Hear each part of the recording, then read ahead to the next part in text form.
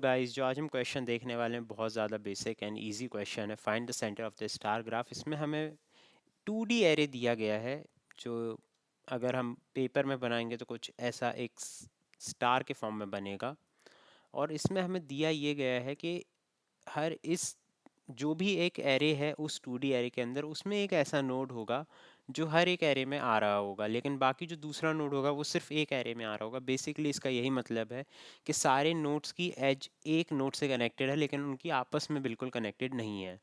तो अब इस क्वेश्चन को करने के हमारे दो तरीके हो सकते हैं। पहले एक कन्वेंशनल तरीका देखेंगे जिसमें हम सबकी फ्रीक्वेंसी निकालेंगे, और जिस भी नोड की फ्रीक्वेंसी एक से ज़्यादा होगी वही हमारा centre of the star graph होगा। तो आइए बिना टाइम वेस्ट करे हम जंप करते हैं इस क्वेश्चन में। तो उसकी फ्रीक्वेंसी को मेजर करने के लिए हम एक डिक्शनरी बना लेते हैं, जो हमारी हर एक नंबर हमारा कितनी बार आ रहा है वो हमें काउंट दे देगी, और जिसकी भी फ्रीक्वेंसी एक से ज़्यादा होगी वही हमारा आंसर होगा।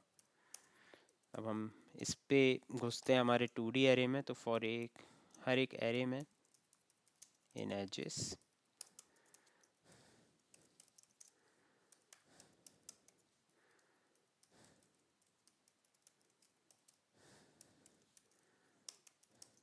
अब मैं इसको शॉर्ट शॉर्ट में देखें तो ऐसा भी हम कर सकते हैं कि अगर डिक्शनरी में ऑलरेडी वो की है,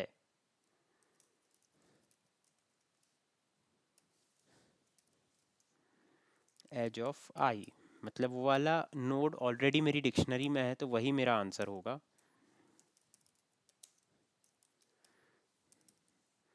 अदरवाइज मैं ऐड कर दूंगा डिक्शनरी में, और क्या कर सकता हूँ। तो डिक्ट of adj of I is equal to 1, बस बात ख़त्म। और नहीं तो रिटर्न कर जाओ -1, क्योंकि हमारा आंसर तो यहीं आ जाएगा इस लाइन पे। इसको कैपिटल के ही है, चेक कर रहा था।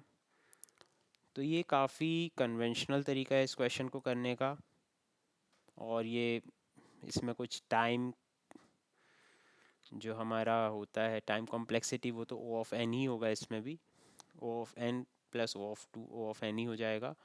इसको करने का एक और बहुत सिंपल तरीका है ओ ऑफ वन में, जिससे ज़्यादा असर होगा नहीं। अगर हम वैसे करके देखें तो हमें यही बस चेक करना है कि हमारा कौन सा एलिमेंट या कौन सा नोड, इस केस में कौन सा नोड हमारा through out the list repeat हो रहा है, through out the 2D array repeat हो रहा है। तो हम ऐसा भी कर सकते हैं कि हम एक को पकड़ लें हमारे एजेस के पहले ही 2D एरे से, एक को पकड़ लें पहले एरे को, और उसके दोनों एलिमेंट्स को दूसरे एलिमेंट से मिला के चेक कर लें, और जो भी एलिमेंट मैच कर जाएगा वही हमारा आंसर होगा।